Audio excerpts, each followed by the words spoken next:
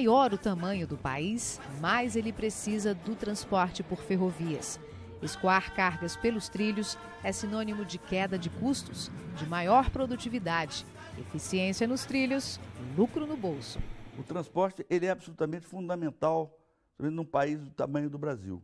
Porque o valor de um produto não está no local onde ele é produzido, mas no local onde ele é consumido.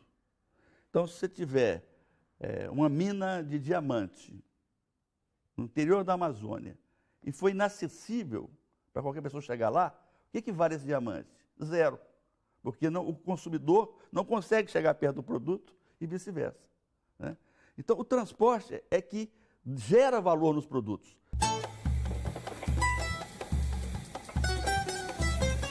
O Brasil está refazendo sua história com os trens há 15 anos, tempo em que a malha nacional é administrada pela iniciativa privada.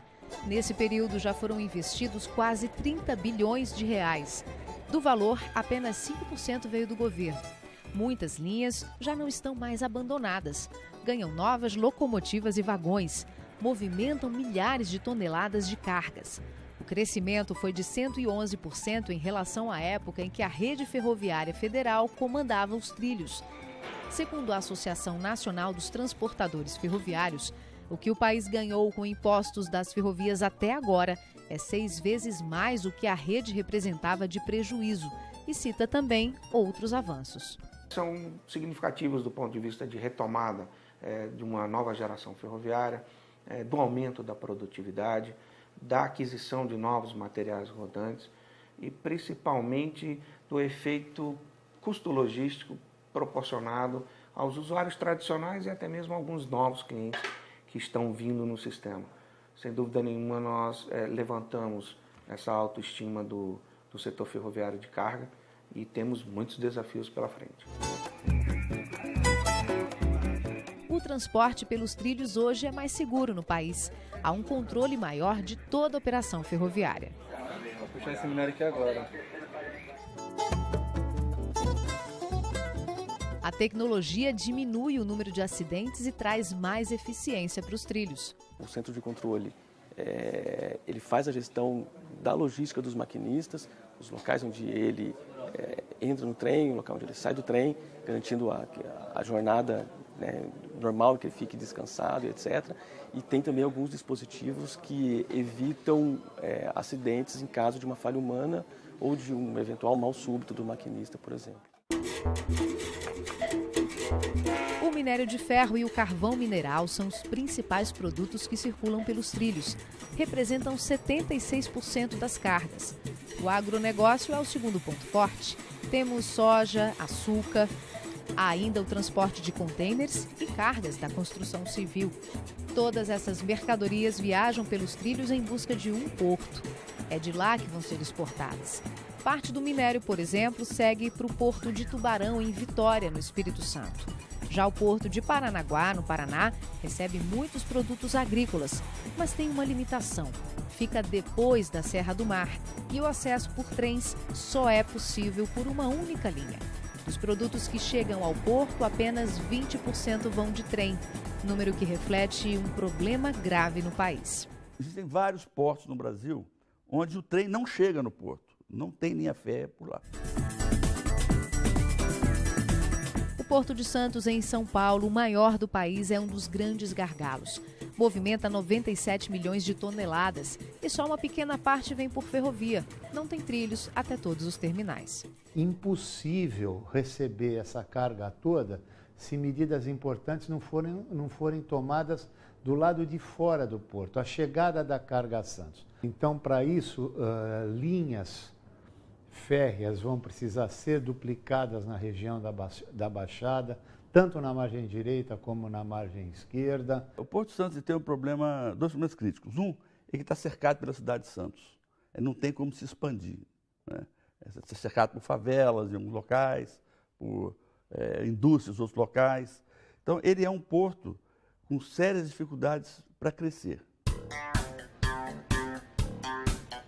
E ainda há mais um agravante para o acesso da ferrovia em Santos. Hoje, dado a circulação de passageiros que ocorre na CPTM nos períodos de pico, A nossa ferrovia ela tem uma janela específica para circulação, que ela acontece na madrugada. Então nós temos um horário restrito onde a gente pode estar circulando lá dentro.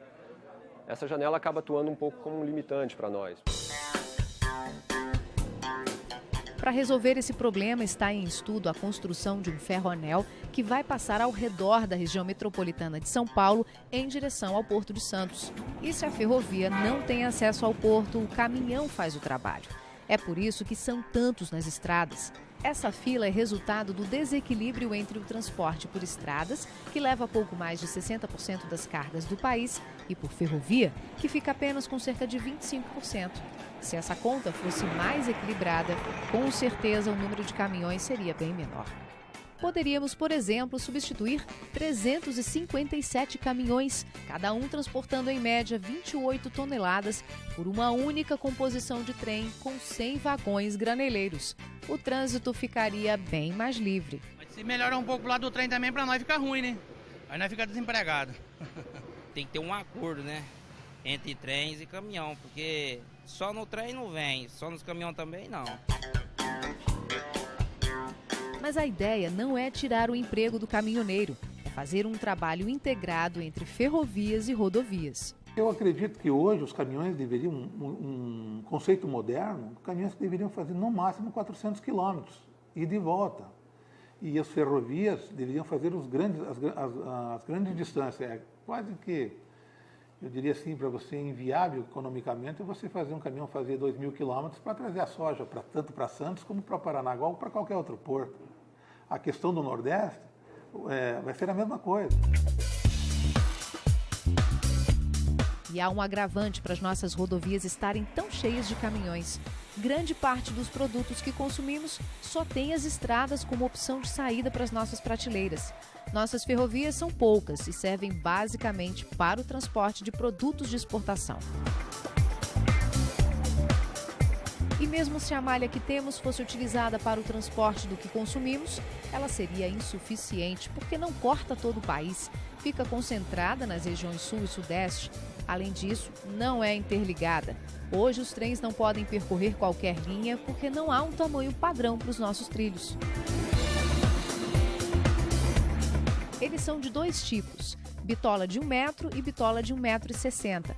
Essa diferença causa muitos gastos adicionais. A Uzi Minas, lá em Ipatinga, produz aço e manda para São Paulo de carreta, porque não tem um trecho a bitola de 1 metro, o outro trecho bitola de 1,60 m.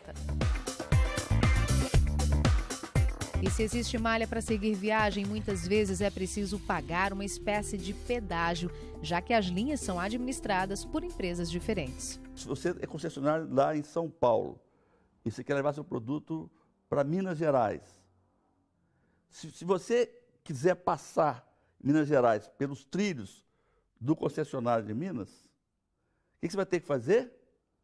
Você vai ter que combinar com ele o que eles chamam de tráfego mútuo. Eu chego com o meu trem até a fronteira, lá eu retiro a minha locomotiva, deixo os vagões, né, que tem os produtos. Aí esse operador de Minas Gerais vai vir com a locomotiva dele e ele é que vai entrar no estado de Minas Gerais com os seus vagões. O presidente da Associação Nacional dos Usuários do Transporte de Cargas explica que toda essa operação tem um custo muito alto. Ele conta que novas resoluções da ANTT, Agência Nacional de Transportes Terrestres, determinam que, preferencialmente, haja o direito de passagem, ou seja, seguir viagem por uma linha sem precisar utilizar equipamento de outra concessionária. Conciliar o inconciliável é muito difícil, porque o concessionário ele quer maximizar o seu ganho, a sua rentabilidade. O usuário quer reduzir o seu custo. Então as duas coisas não batem. Por isso é que quando o concessionário mantém uma posição monopolista, ele define todas as regras, define preço e o usuário fica à margem. Com essas resoluções, equilibrou a negociação. Nós tivemos muitas dificuldades nesse entendimento do modelo proposto, questionamos isso tecnicamente, operacionalmente, e temos certeza que vamos encontrar um denominador comum, algo melhor, quando nós principalmente visamos e olhamos 2030, 2040. Há situações mistas, ocorreram avanços, mas há deficiências na proposta. de algo que não existe no mundo, que não é similar em canto nenhum e que pode, e no nosso entender, trará grandes prejuízos na movimentação da carga. As dificuldades são tamanhas que 38% das nossas empresas já tentaram utilizar as ferrovias, mas não conseguiram. Os transportadores de cargas dizem que o problema poderia diminuir se toda a malha concedida à iniciativa privada estivesse em uso. Os concessionários de ferrovias, eles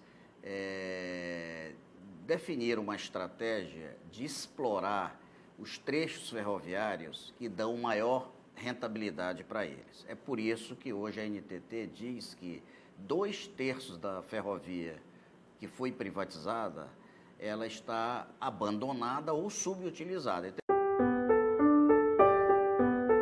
Custo logístico. Esse valor nos Estados Unidos é de 8,1% do PIB americano. E tem mais um problema crítico no meio do trilho. Olha só como é pequena a distância entre essa linha de trem e as casas aqui ao redor. Não há uma margem de segurança para a comunidade que vive aqui. Só para a gente ter uma ideia, um trem demora pelo menos 2 quilômetros para ser parado por completo, dependendo da carga que ele transporta. E sabe quantas pessoas em todo o país vivem em áreas assim como essa? Pelo menos 200 mil famílias. Maria José sabe bem o tamanho do perigo que é ter o trem tão perto de casa. Eu atravesso, a minha cadeira fica agarrada entre os trilhos e já aconteceu de eu estar justamente atravessando a linha e o trem apitando lá em cima, a sineta tocando e eu agarrada, me puxando ali, eu não conseguia atravessar. Eu dei um impulso na cadeira e chamei alguém e eu fui. Fui embora. E o trem veio e foi embora também. É difícil, é difícil. E ela não tem como desviar da linha do trem. Essa é a única entrada para casa. E o aborrecimento vai além. É uma poluição sonora, uma perturbação, porque o trem ele está passando quase assim de 15 em 15 minutos. Então é muito barulho e nós ficamos perturbados também com esse barulho porque não podemos falar ao telefone, não podemos assistir uma TV, ouvir um rádio. Então realmente é um barulho assim estrondoso. Essa é uma área em que o maquinista tem que ter atenção máxima. É preciso reduzir a velocidade para evitar acidentes. Velocidade que já é muito baixa nas nossas ferrovias. O máximo a que se pode andar em geral não ultrapassa os 60 km por hora. Nossa malha é antiga, tem trechos sinuosos. E se hoje temos um transporte de cargas que cresce mesmo enfrentando tantos problemas, quando conseguirmos diminuir os gargalos... O país vai ser mais produtivo, vai ser mais lucrativo, né? Ele vai conseguir exportar mais produtos, porque o produto brasileiro vai chegar mais barato no porto. Vai ser importado também mais barato, né? Porque vai chegar no interior mais barato, com o custo reduzindo. Então isso beneficia toda a população, né? Uma vez que você barateia, né, todo o custo de transporte. O custo do seu arroz, por exemplo, do seu feijão vai cair também, devido porque o custo de qualquer produto está embutido o custo de transporte, que não é baixo. Os trens conseguem levar mais cargas que os caminhões e fazem isso poluindo bem menos.